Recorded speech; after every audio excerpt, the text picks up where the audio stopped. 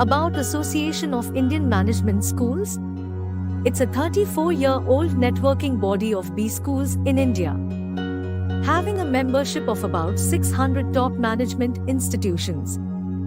AIMS focuses on professionalization of management education, protects interests of B schools, represents management institutions at national and international forums, financially supports members in academic events, funds research projects on management, disseminates management-related knowledge through its annual Management Education Convention, conferences, seminars, roundtables and workshops, organizes free weekly webinars on knowledge sharing and inspiring young leaders sessions for management faculty and students, supports B schools in admissions through Atma, AIMS test for management admissions. Visit https://atmaims.com for more details. Publishes a biannual AIMS Journal of Management. Visit https://aimsjournal.com for more details. Circulates a quarterly e-newsletter on AIMS activities. Conducts workshops on case writing. Encourages AIMS members to be part of decision-making processes as members of chapter management committees and the executive board. Encourages students' participation in free weekly quiz competitions by providing support to interested institutions. Facilitates networking and interaction among B schools. Why would you like to remain a non-member of AIMS? Pay a very low one-time membership fee and enjoy many lifetime benefits. Visit https://aims.org.in for more details.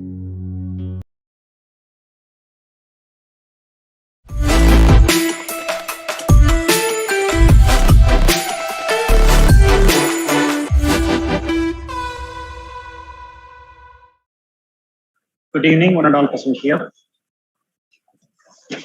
It gives me immense pleasure being here with you all in this great evening. First of all, I would like to welcome our chief guest as well as all the participants for the knowledge sharing session on UN Sustainable Development Goals and Scope for Interdisciplinary Research, sponsored by Association of Indian Management Schools. At the outset, first of all, I would like to introduce myself. I am Dr. Mohankumar, working as a faculty member in the LRG Government Arts College for Women at Tirupur. So at the outset, I would like to welcome you all in this knowledge sharing session. I would like to introduce our chief guest of the day, Professor Dr. PGK Murthy, who is a project in charge and team lead of research projects funded by Royal Academy of Engineering, UK, and the Faculty of Management Studies, who is presently working as a Faculty of Management Studies at Parul University, Vadodara. He worked as senior faculty member at various prestigious management schools like ICAI, ICFAI, and ICSI. Currently working at Parul University. He worked as a dean at Gujarat Technological University, Ahmedabad, from 2011 to 16. He was a team lead of 2 industry detailed research projects funded by Royal Academy of Engineering, UK.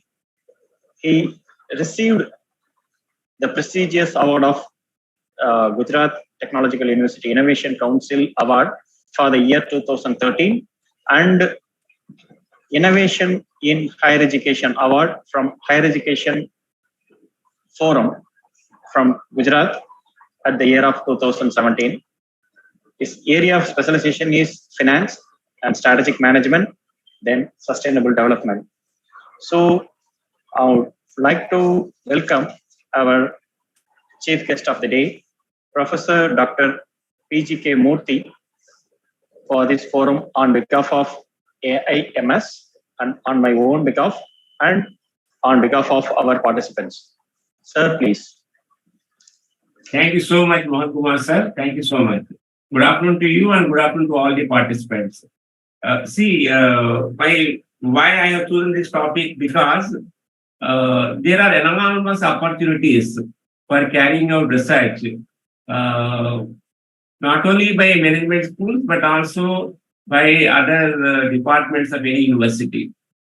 As we know that the United Nations have been paying a lot of attention on sustainable development goals, and it would be very difficult to cover all the goals. And but I have picked up some of them, which I would try to explain to you briefly and evoke some amount of interest in you to carry forward research work. Okay. Before I go forward on this, let me take you briefly about our university. Our university is located in the city of Vadodara. We have been recently ranked in NAC A++, and we also figured in the top 200 institutions as per the NIRF ranking. Ours is a multidisciplinary faculty. We have faculty of medicine, engineering, management, computer applications, Ayurvedic, and applied sciences, and so on and so forth. If you look at many of our old universities, most of the universities are multidisciplinary universities, whether they are state universities or many central government universities.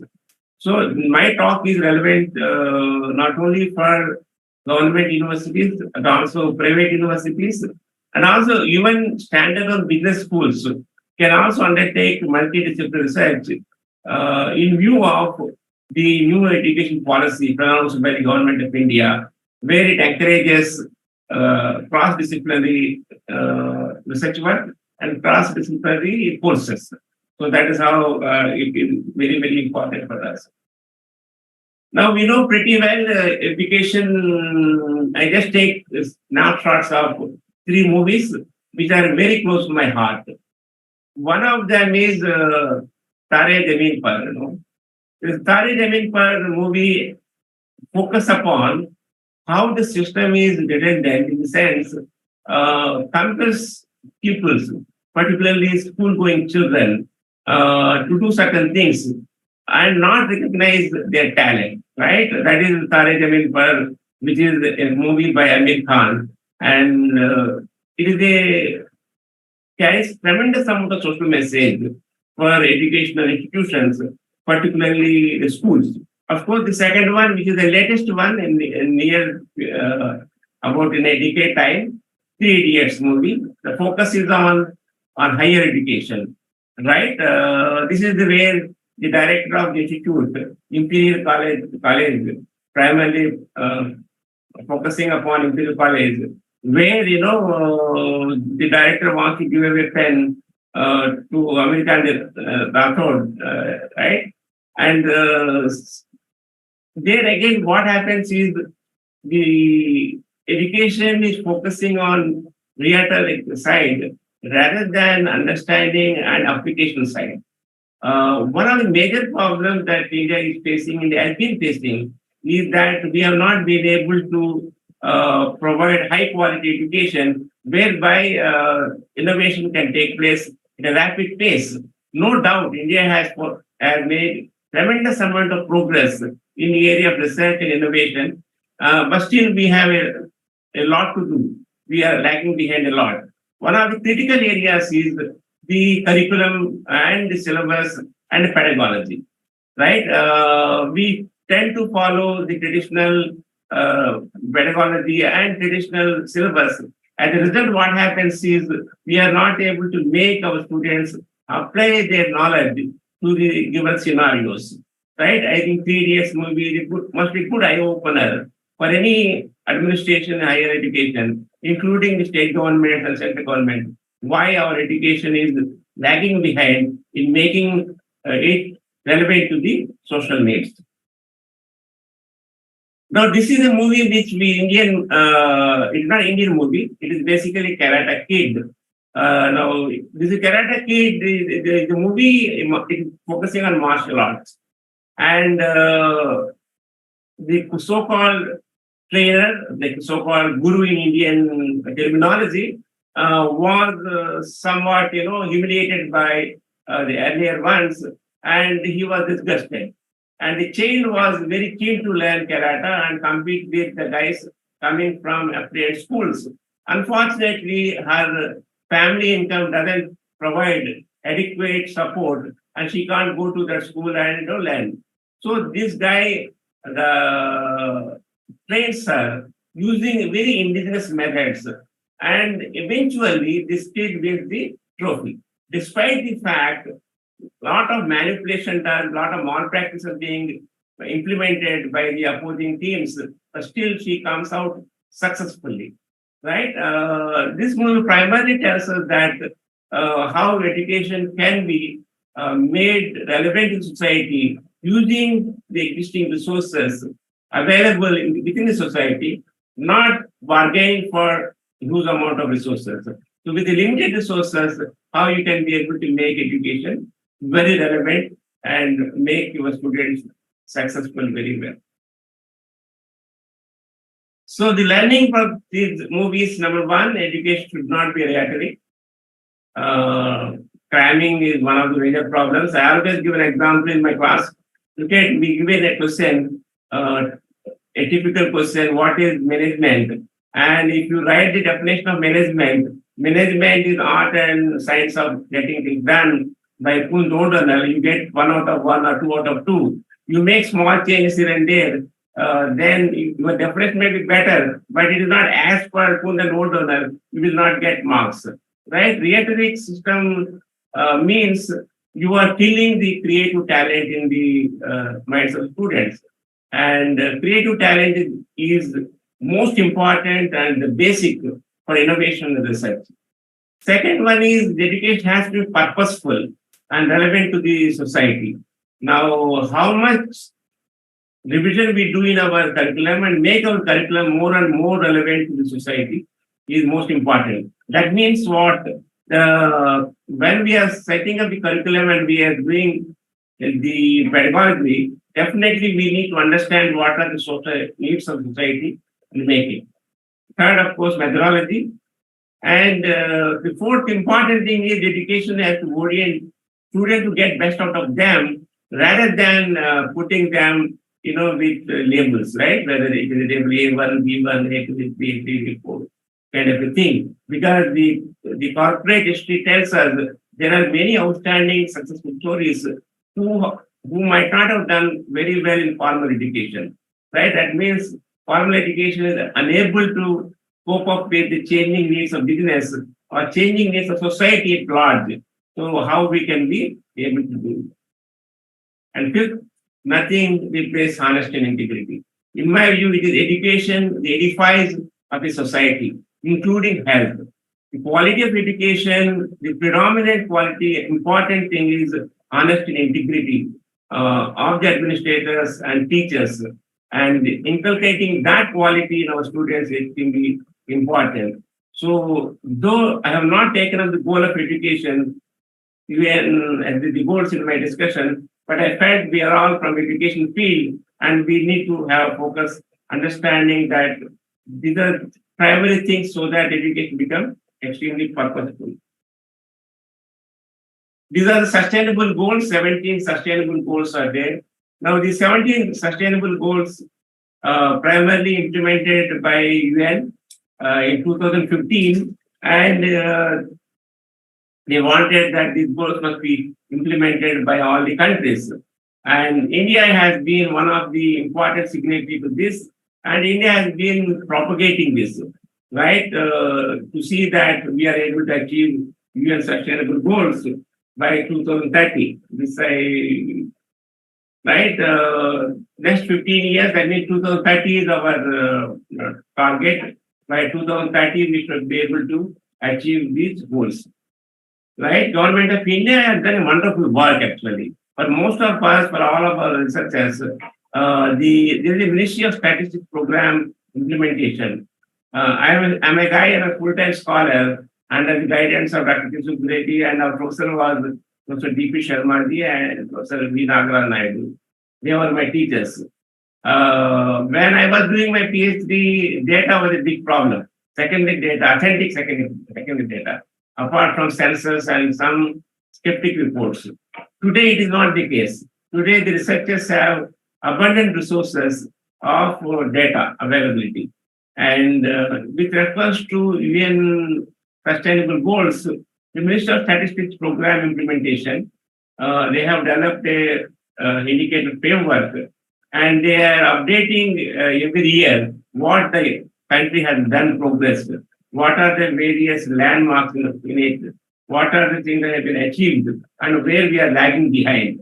So the data is actually very much available, and we can be able to pursue research even using secondary resources. Now come to the first topic, that is primarily eradication of poverty. And though we have progressed a lot since 1947, and I myself is a witness to the growth of India, and we have been able to achieve many landmarks, and people below the poverty line certainly have gone down very dramatically, right? But still we are not on par with many other countries, and we have not been able to achieve as we plan to do that. I give you some of the data which is extremely relevant for us. The poverty ratio is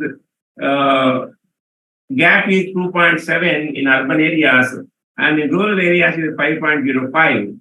And the proportion of population below poverty line is 21.9.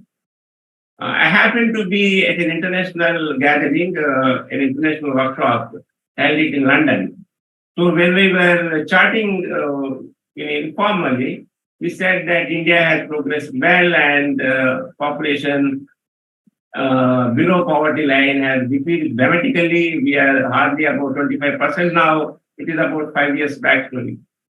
And one person from Europe remarked, Dr. Murthy, all said and done, it is one cup of coffee, the price of one cup of coffee in Europe.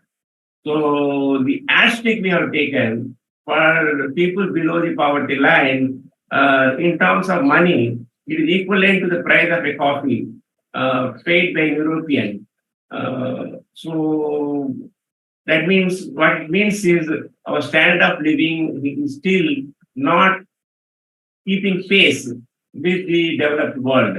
So if we want to progress further, naturally we need to redefine our below poverty line thing.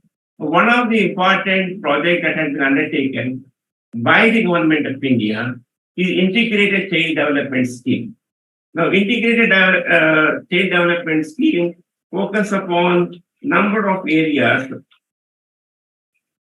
Now, what happens is how we can be able to assess the effectiveness of Integrated Child Development Scheme, right? What are the different departments can come together and undertake research?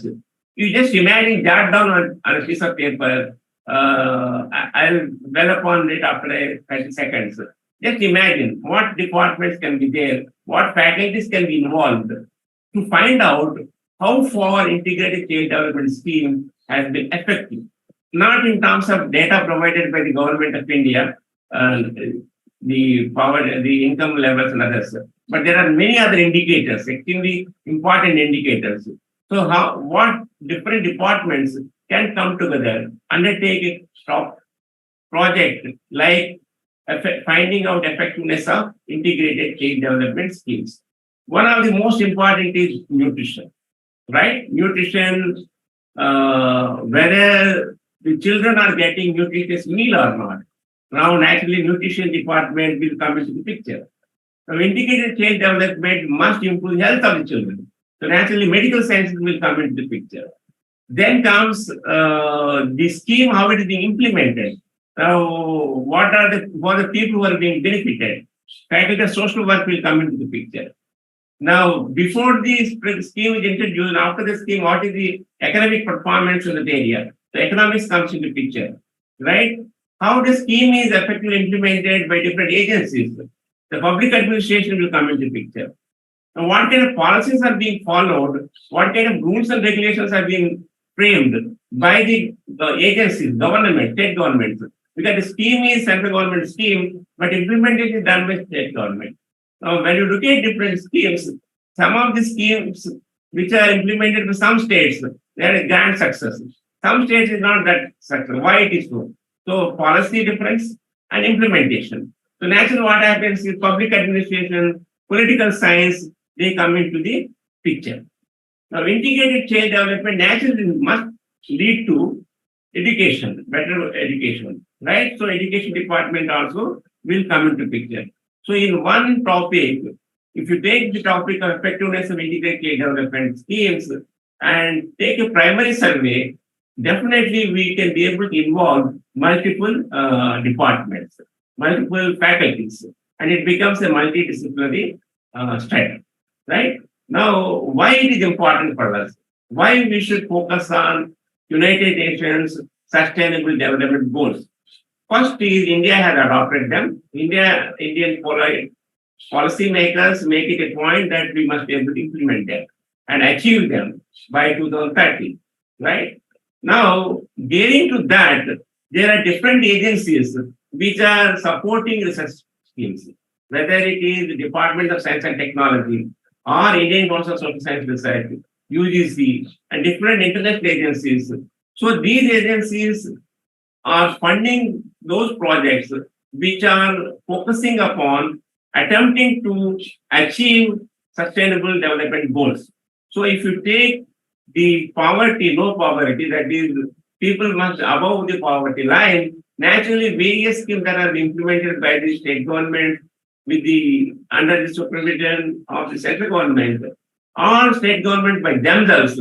Naturally, what happens is it will be a good interdisciplinary area project. And once you involve people from different faculties, originality of the project also will be far better. The chance of getting funding is also quite important. Another important feature now, because of new education policy, we are supposed to offer cross-discipline subjects, right? So cross-discipline subjects, we can be able to evolve them well, which are meeting the needs of society, not taking from somebody else, some other country, copying down. Rather than that, if we have a good brainstorming and good project work is done, research work is done, we can be able to develop a very good interdisciplinary subject or cross-disciplinary subject which meets the requirements of the society. I've gone to third goal, actually goal number 2 I have left out because time constraint is there. I picked up 6 goals. The goal number 3 is good health. We all know that health is extremely important, and the how you would be able to achieve better health, and education and health are extremely important pillars of any society. And health has direct impact on productivity, growth, right? So naturally, health plays very important role. But there are certain parameters where India is lagging very badly, very badly. Say maternal mortality rate. India is having 113 as per the latest data, which is being uploaded by the Ministry of Statistics, right? Whereas the desirable one is 70 per 1 lakh lives, right? Similarly, infant mortality. Infant mortality also 84. We have 51.20 and lack of shortage of skilled personnel is 81.40, right? So what happens is the critical issue is how you can be able to reduce maternity mortality, that is the women during the course of delivery or after delivery expire, and the child mortality rate. Now, there are different schemes which are being implemented by various state governments as well as the central government. Now, if we take a topic of maternity mortality and child mortality, assessment, challenges, and policy framework and implementation. Now, what is the level of mortality there? Now, the mortality is not common across India, actually. It is not common across all the states. It is not common across the entire state, actually. It differs from state to state, differs from district to district. It also differs from, in some areas, taluk to taluk, also differs from community to community. It also differs like that. So there are different variables where you consider the maternity mortality rate varies very, very significantly. In some areas, the per capita income is less, but maternity mortality is less. Say, for example, in hilly areas.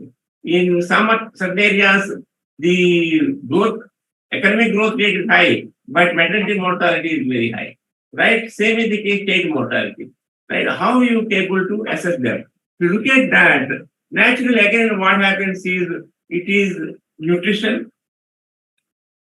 Nutrition plays extremely important role, particularly the mother, the girl child. In fact, there are a number of studies which found out wherever there is high maternity mortality, it is because the girl child is ignored in the families, in the communities, in the societies. As a result, what happens is within the limited means incomes available, they try to prepare and feed more and more male children, underfeed the female children, or provide and so not so much nutritious food. Right? It has been established that kind of a complex which prevails in society for centuries together has hampered some of the communities, some of the people in some having very high maternity mortality rate. Because it is not during pregnancy period, you feed the woman, then the woman will be able to overcome all the pain because it is the body which is made up over 20-25 years. So naturally what happens is taking care of the female child right from birth so that she becomes very healthy woman. So nutrition, medical science, of course, right? And social work. Now there are in some states, some areas, non-government organizations have been able to implement the schemes very well. It is not merely money, actually. It is a very wrong perception, thinking that it is the money which makes no. If you look at the child mortality rate in India, state-wise, and look at the per capita income in the state, or growth rate in GDP growth rate in the state, or total income in the state. Now, some of the affluent states have high mortality rate, both maternity mortality as well as child mortality. It is not because they didn't have money, but they didn't have proper, what you can say, nutrition levels, proper food, kind of, which can improve their health, right? So nutrition is very, very important. Then comes medical science. Now, what kind of medical checks are being carried out? What kind of scientific personnel are there? Technical personnel available? These are all the important parameters which can impact. Then comes public administration. At different levels, at district level, at mandal level, at taluka level, how the administration is there. So if you look at this topic, maternity mortality and child mortality, assessment, challenges and policy framework, and implementation, it is not merely a subject of social science, it is not merely a subject of social work, but it is a subject wherein different faculties can work together and can be able to do a good piece of research. And that kind of work can definitely a good subject also as per the new NEP policy. Now comes water. Now, water is very important. In fact, there is Mr. Chauhan who got Magazine Award. He used to say that the Third World War, if at all happens, it could be because of what? Water, potable water, right? World suffers from shortage of potable water. And India is no exception to that. Now, clean water and sanitation plays very, very important role. Now, why? Because if you look at the contaminated water, the contaminated water causes several waterborne diseases like thyroid, cholera, giardia, dysentery, pneumonia, amoeba, hepatitis A. So many diseases children get during the childhood days, that is from 1 year to 6 years or 10 years, that they are affected by so many diseases. And also women, also weaker people who are, why? Because the water is not clean, right? And to clean water provision, of course, the government of India has taken a scheme whereby they wanted to provide clean water under a scheme, Jal Shakti Bhavan, Ministry of Jal Shakti, right? They wanted to provide water, drinking water within premises through pipe water supply. As of now, as per the latest data available, it is 50.66. I remember my native place is near Ongole in Andhra Pradesh. In our area, we had a problem of water fluorosis. So high percentage of chlorine is there in the water, right? Whether you dig a bore well or any other water source, the fluorine content is very high, right? So clean water, potable water, drinking water is extremely important. Now, secondary data, yes, but more than secondary data, when we look at the pockets where the health hazards are there because of the contaminated water, and in areas where the water is pure and how they are able to overcome these diseases, is normally waterborne diseases, right? And there are cases which are both genetically actually. If someone is taking water, contaminated water, generation together, it impacts the genes also. So naturally what happens is the health hazards of contaminated water, assessment and workable strategies. There cannot be one single abstract which can apply the whole of India. Why? Because India is not from the soil, from the soil, water level, water quality is not the same. It may be having 1,000 varieties actually. Within the same district, in two areas, the water quality differs. If you are digging a well or digging a bore well, right? You are taking water from a river, depends upon which river you are taking water.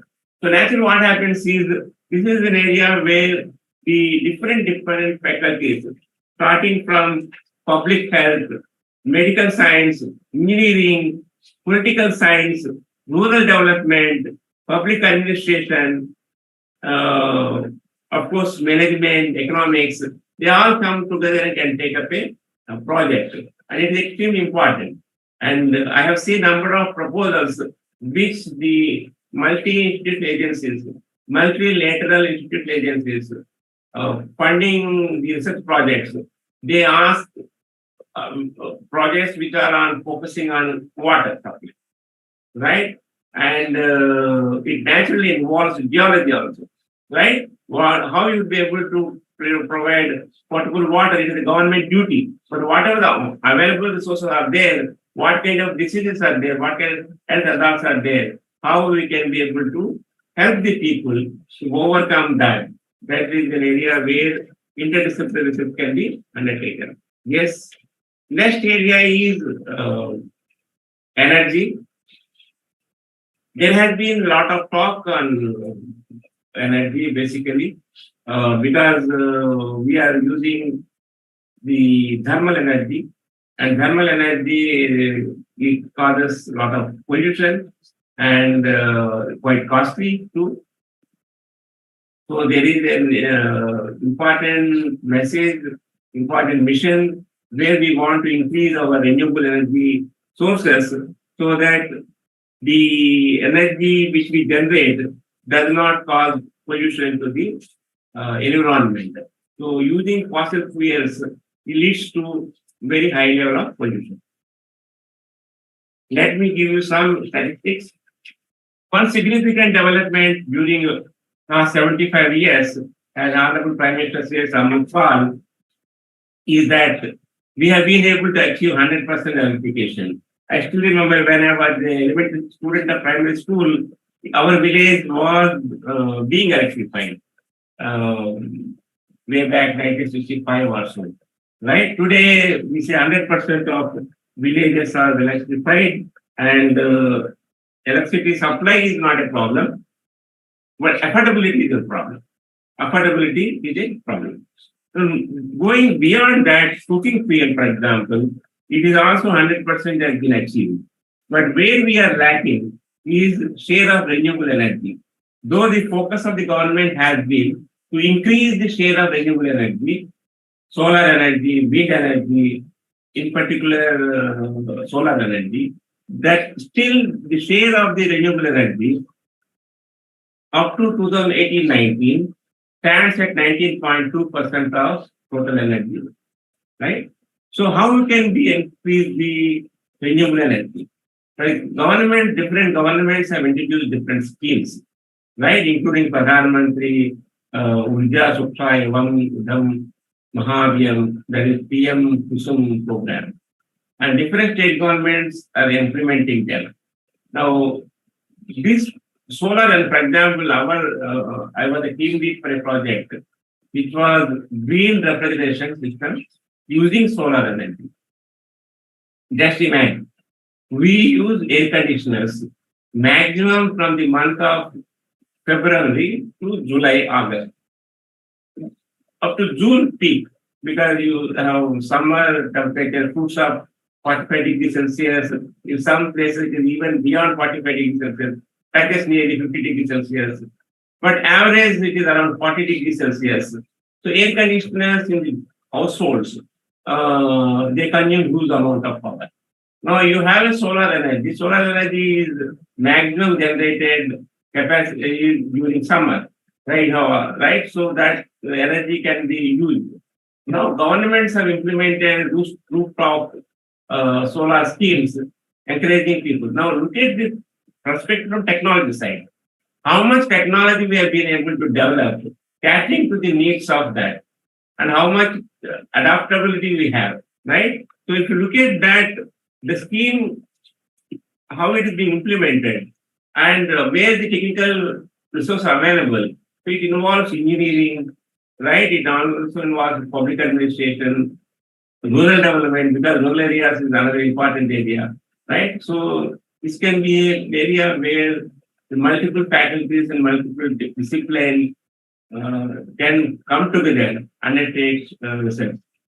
So affordable and clean energy. Well, of course, I don't advocate nuclear energy.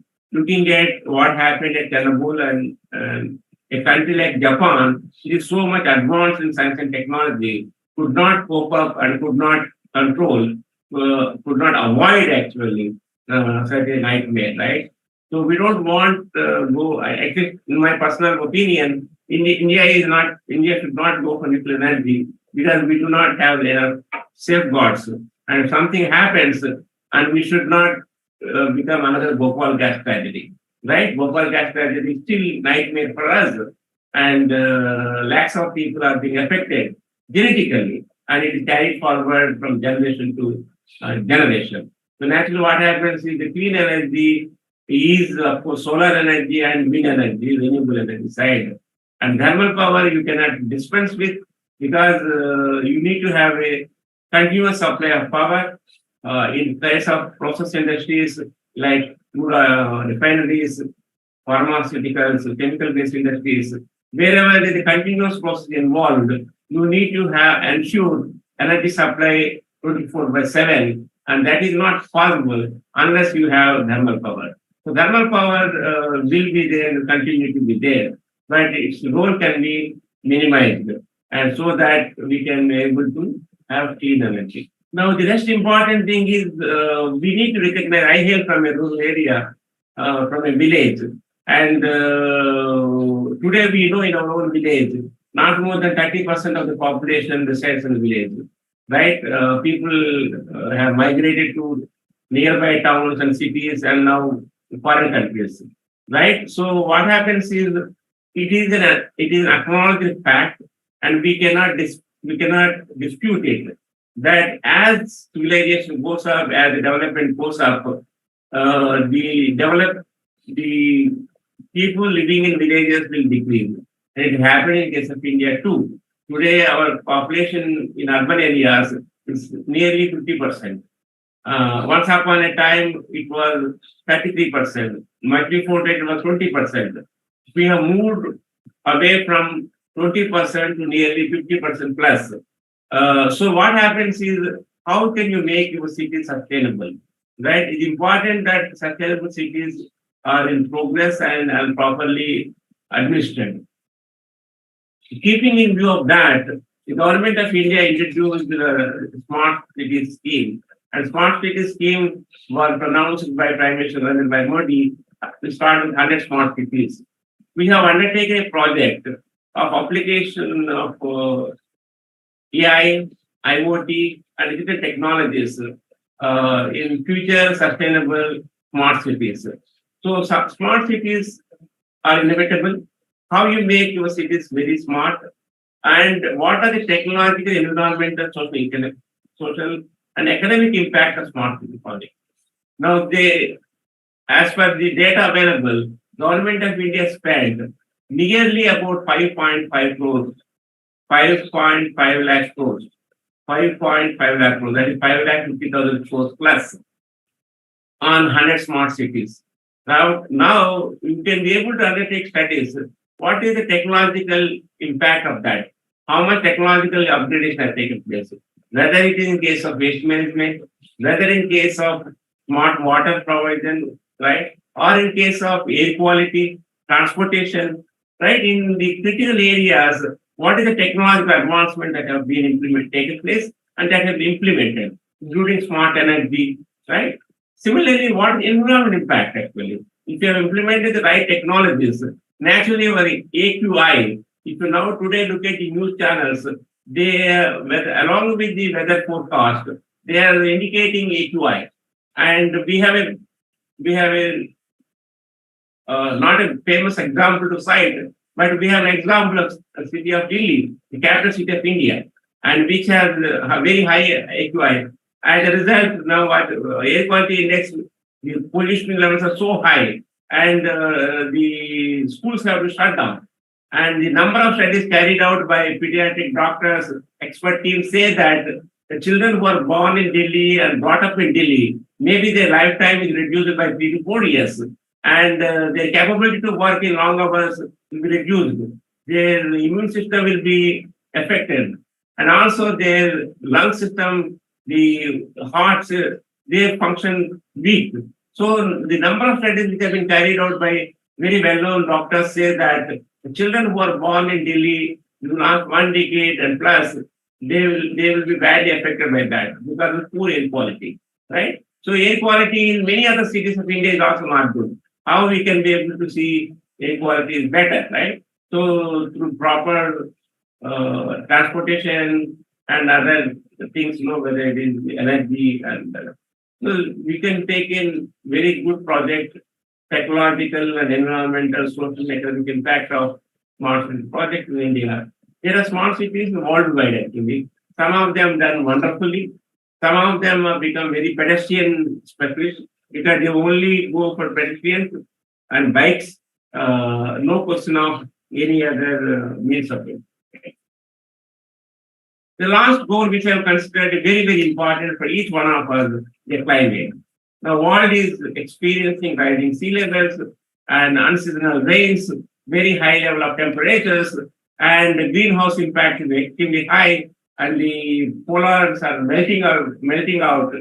As per the latest study which was carried out by UN, says that if the same trend continues, the day is not very far off, where the temperatures may shoot up to 1.5 degrees Celsius within another 15-20 years. And they feared it may not be that long also. It can be in a shorter period also. So climate is extremely important thing. How we can be able to retard this climate change? It is in our hands actually. It should not depend on government alone. It is our way of life actually. Whether we have developed a lifestyle where we use our automobiles, consuming petrol and diesel, releasing the fossil fuel in the environment. Is it better we can think of, apart from vehicles, maybe bicycles, maybe pedestrians, right? What can be developed? And second thing is how we are using our wastage, how we are managing our wastage, right? So climate, so look at the sea, for example. Very few, I think, couple of months back, on Discovery Channel, they said the scientists discovered a new island. What is that new island all about? The new island is of plastic. the plastic which was thrown into the sea, they got accumulated, and it accumulated to that level, it became an island by itself, right? So our habits, our lifestyles, so we can play a very, very important role and implement the schemes that are announced by the government in a very honest way. In my view, the primary education plays extremely important role in molding our characters and our value systems. So the government of India, if it wants to see that our climate and fossil fuel, their consumption should go down, we need to have proper education methodology, education at the primary level, where we inculcate high value systems, and personal value system will lead to proper lifestyles. And that's how we can be able to build up very healthy society. I would like to submit my sincere thanks to Professor Dr. PGK Murthy sir on behalf of me and on behalf of all the participants who enlightened us with the topic of UN Sustainable Development Goals and scope for interdisciplinary research. So I wholeheartedly thank Professor for his wonderful presentation. We learned a lot of things from your insights, sir. I think we are having many questions in our chat box. So the participants are requested to post your queries in the chat box. We are having a series of questions. So shall I read on behalf of participants, sir? Yes, sir. Yes, sir, please. The first question from Dr. Deshpande from Globesine Business School. The question is, what are the interdisciplinary areas of research in the field of management linked to sustainable development goals? Multiple areas are there. Management, one of the advantages of management faculty is you have students with different backgrounds, engineers, pharmacists, then other disciplines are there. So what happens is, take for example, the health, right? There are Ayushman Bharat scheme is there, right? Implementation of the Ayushman Bharat scheme and its impact on the health of the people. So you can pick up a couple of districts where Ayushman Bharat scheme has been implemented. You can take the beneficiaries of that scheme, how the overall health of that has been impacted. So naturally what happens is you will have researchers from management, you can also involve from social work and other areas. It becomes interdisciplinary in nature. You are taking interdisciplinary beyond management fraternity. So this is one area which we can immediately tell you. Another area is, for example, smart cities projects. Now, smart cities projects, how they are linked with the villages actually. Supply system vegetables, for example, right? So how the smart cities project has been implemented, whereby the rural areas are well connected, both transportation-wise, warehouse side, like that. So every UN's SDG goal, there is a scope for multidisciplinary research, and a management school can tie up with other department if they have a department in the same institution. Otherwise, they can tie up with some university department and undertake a project. The second question from Dr. Sundaramurthy Reddy. What are the research areas in the field of management linked to SDGs? The same question, but a little bit slightly modified. See, let me take you solar energy, for example, right? Solar energy, the schemes have been implemented by different state governments. They are giving subsidies for that. What has been the impact of these schemes in generation of solar energy and reducing the pollution in that area, right? So it can be, the study can be undertaken not only using the secondary data, but also primary data, right? In which areas the rooftop solar are being installed and how much electricity has been generated, in which areas it has become popular, why it is so, what is the level of awareness of the schemes, right? For example, level of awareness of schemes are also important. Even the government is pumping money, but the subsidy is not being utilized because people are not aware of that. So even awareness of the schemes and taking the benefit of the scheme can be taken. And what is the supplies levels actually? What vendors are available? Availability of vendors to install the solar panels and solar operating the solar systems that can be undertaken, right? So clean energy, solar energy that can be undertaken very easily by management department and management faculty, jointly with engineering faculty or rural development.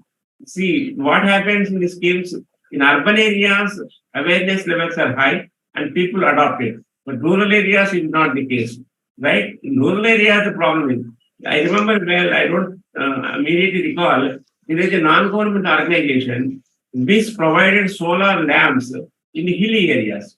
Why? Because in hilly areas, those days electricity supply was not there. So that non-government organization provided the solar lamps in those areas, right? So solar energy schemes implementation in rural areas is poor. Maybe on account of lack of awareness or maybe lack on account of vendors actually available. If we could study on that. Third question from Dr. Harish Kumar. Kindly suggest some thirst areas for research can be extracted through SDG. The trust areas basically depends on number one is what kind of resources you have for researchers actually. If it is an only management school, right, and you don't have engineering college or you don't have medical college or pharmacy like that, then what happens is you try to focus upon the economic and social impact areas, right? What is the social impact of various schemes? That is how we, for example, I have discussed about the first project in case of effectiveness of integrated child development scheme, right? So, child development scheme, the scheme is being implemented by formulated by Government of India, but implemented by state government. Now, how this scheme has been implemented in your state or in your district actually, right? And what is awareness of scheme? How is it implemented? What is the benefit of that scheme implementation? Can be good study, right? Similarly, when you take the health side, if you do not have engineering college, you do not have medical college, or even then you can be able to undertake that. Good health is there. So now good health, what happens is the mortality rate, child mortality and maternity mortality, data is available in secondary sources. Now that is, you can select all the data, taluk level, district level, how this scheme is being implemented, how the rates have gone down over a period of 10 years, 20 years like that. And you can be able to tie up with the institutions working for healthcare in your area. That could be a very great service to society. And funding is normally available. Next question from Dr. Karnakar. Any example of including SDG goals in curriculum? We can include SDG goals in our curriculum actually. Why? Because if you look at the economics, for example, or economics for managers, or couple of other subjects where we can definitely include real SDG goals. There is a separate subject also. Because now new education policy says you need to go for cross-disciplinary subject. So sustainable development goals can be good subject for cross-disciplinary, right? Because they are oriented to develop the whole society and various areas. So definitely sustainable development goals can be included in the curriculum, in my view. In fact, it should be included. It should be included. Next question from Dr. Taduri. Whether SDG and ESG is same? Yeah, earlier it was used as ESG, then they changed to SDG. Earlier name was ESG, now they recoined the word as SDG in 2015. Right. I give one suggestion. Yes, sir. Artificial intelligence is there. Now, big data analysis is there. Now, we all know that particularly coming in management discipline, finance sectors, we have bad debts coming in multiple areas. Now, how in the area of risk management, AI can be there. I know that in many institutions, MCA and MBA are coexisting. You have faculty from MCA and faculty from MBA. So artificial intelligence, big data analytics, how it could be used in risk management, credit risk management, right? Because understanding credit risk, potential risk available in case of potential defaulters, how can we able to monitor that and reduce your risk? So AI can play a very important role. AI is big data analytics tools. So big data analytical tools can hint you. This is an industry where there is a susceptibility for high bad debts. For example, you take Indian banks.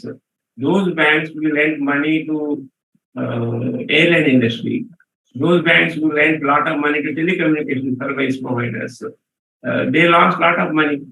They wrote off huge amount of bad debts, right? So if you have AI tools and big data analytics, you can be able to anticipate in advance possible defaults in the industry. Similarly, clients also, right? Because you have so much data and it is not possible and feasible to have a personal view of that. So the tools will help us to identify our leaders. Like today you have in health, you have body scanning, all that. So the body scan will tell us where the possibility for a cancer. Actually. So today the body scans are so powerful, they can identify the cells where potentially cancer cells are about to grow just at the infant stage. Same with the case, AI can play important role in banks, financial institutions, in economies, right? So the AI and data analytic tools can play a very, very important role. So the MCA and MBA department, I find in many private institutions, government colleges also, MBA and MCA are there. They can have a joint project where AI and IoT can be applied in the commercial sector. Over to you, sir. First of all, I would like to submit my sincere thanks to Professor Dr. PGK Murthy sir for his interesting and highly informative session. We got many insights, there is no doubt about that.